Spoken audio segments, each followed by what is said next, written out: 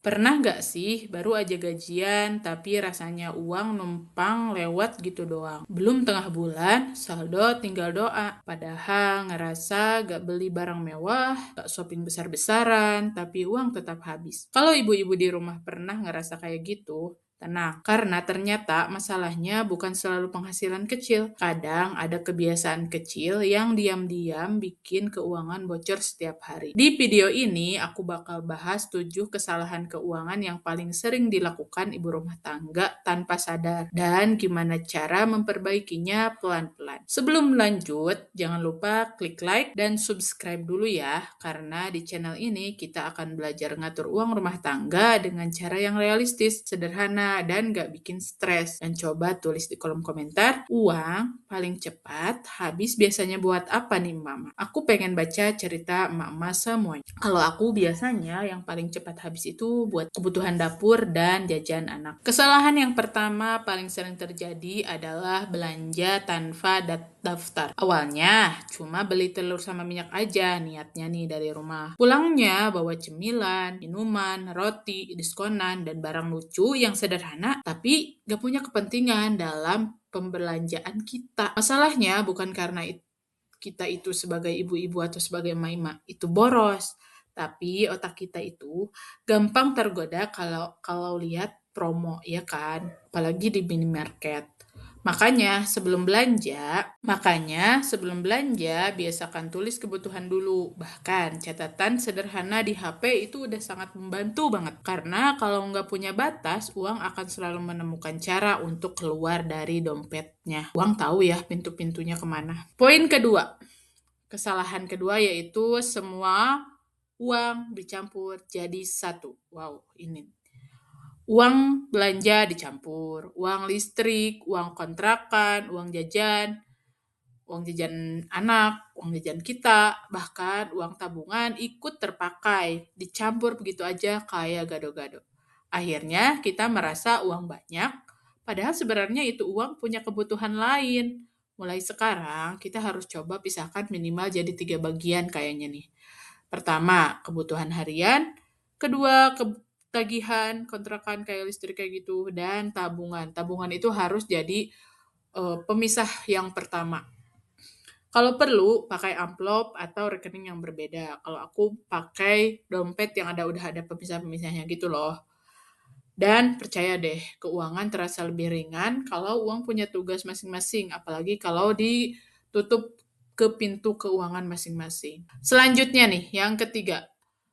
Ini relate banget ya sama kita karena kita terlalu sering check out karena murah.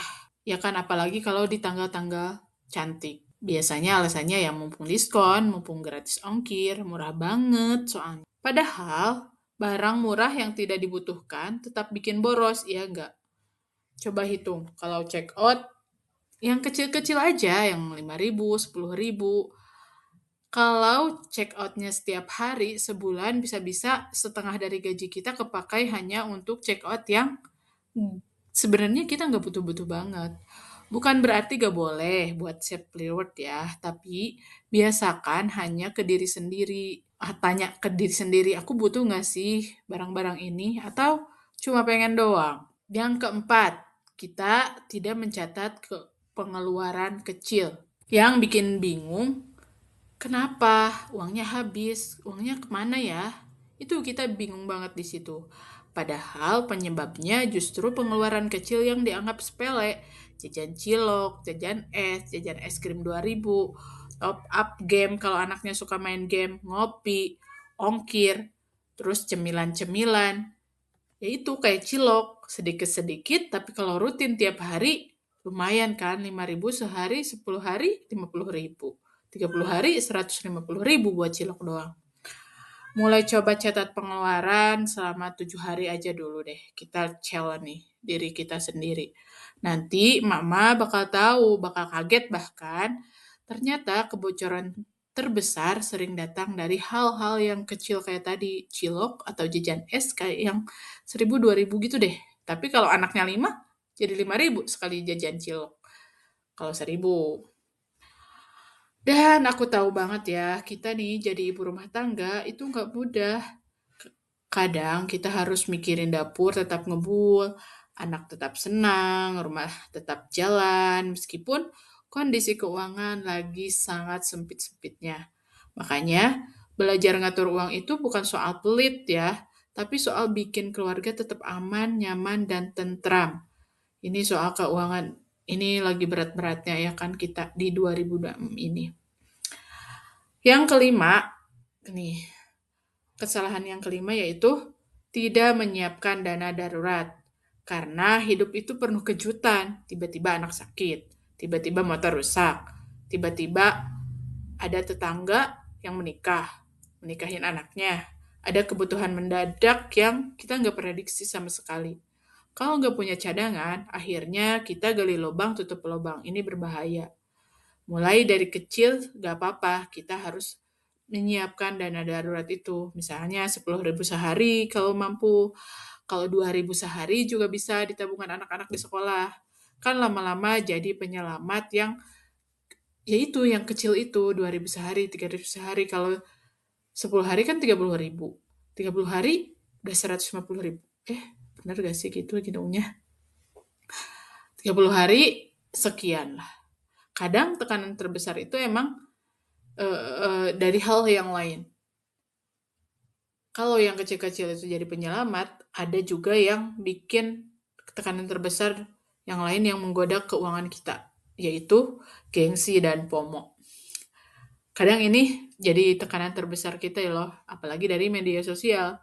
Lihat orang lain belanja, lihat rumah orang lain yang estetik isinya, gaya hidup orang lain yang makannya setiap hari bakso, setiap hari makan sate di luar, kayak gitu. Akhirnya kita ngerasa tertinggal gara-gara melihat orang lain, wow, bisa makan di sini, makan di sana. Padahal belum tentu juga kondisi keuangan mereka juga sehat. Ingat ya, tujuan keuangan keluarga bukan kita terlihat kaya, tapi kita harus hidup tenang tanpa stres tiap akhir bulan. Udah 10 hari akhir bulan nih, keuangan udah mengkhawatirkan. Nah, itu harus dihindari. Poin yang terakhir dari kesalahan kita yaitu tidak punya tujuan untuk keuangan kita tuh buat apa. Kalau uang nggak punya tujuan, biasanya habis tanpa arah, benar gak? Makanya keluarga perlu target yang sederhana aja. Misalnya tabungan pendidikan anak, tabungan renovasi rumah kalau udah punya rumah. Kalau masih ngontrak nih kayak aku, berarti harus dua nih dijadiin tujuannya buat bayar kontrakan dan buat beli rumah di suatu hari nanti gitu. Terus dana lebaran dan dana bebas utang. Kan kita juga pengen bebas utang ya kalau punya utang. Aku punya utang. Karena saat kita punya tujuan, kita jadi lebih semangat menahan pengeluaran yang nggak penting. Ngatur keuangan rumah tangga itu bukan tentang siapa yang penghasilannya banyak atau paling hasilnya yang paling besar antara suami dan istri, tapi siapa yang paling konsisten menjaga keuangannya. Dan percaya deh, perubahan besar selalu dimulai dari kebiasaan kecil. Ini udah kerasa banget sama aku. Meskipun aku masih ngontrak, aku masih punya utang, tapi hal-hal yang kecil ini udah aku lakukan seperti menyiapkan dana darurat. Tiba-tiba laptop aku rusak dan aku punya dana darurat, akhirnya bisa beli laptop baru untuk bukan untuk, tapi dari dana darurat itu. Kebiasaan hal kecil itu yang enggak yang aku kerasa banget. Dan aku nggak nyangka laptop aku rusak dan akhirnya alhamdulillah bisa beli lagi dari dana darurat itu. Meskipun kita gak sempurna ya, langsung banyak dana daruratnya. Contohnya dana darurat itu, dan kita juga gak harus langsung sempurna. Kita harus mulai aja dulu dari satu perubahan hari ini, dimulai dari menyimpan dana darurat atau memisah-misahkan uang kita ke pintu-pintu yang seharusnya. Kalau video ini bermanfaat, jangan lupa bantu like, subscribe, dan share ke ibu-ibu lain supaya semakin banyak yang belajar keuangan dari rumah tangga tanpa ribet. Dan kalau mau, aku mungkin nanti kita bahas tentang cara menabung uang dari uang belanja, cara ngatur gaji suami bulanannya gimana, atau cara punya penghasilan tambahan dari rumah. Tulis aja di kolom komentar video apa yang paling pengen dibahas berikutnya. See you next video.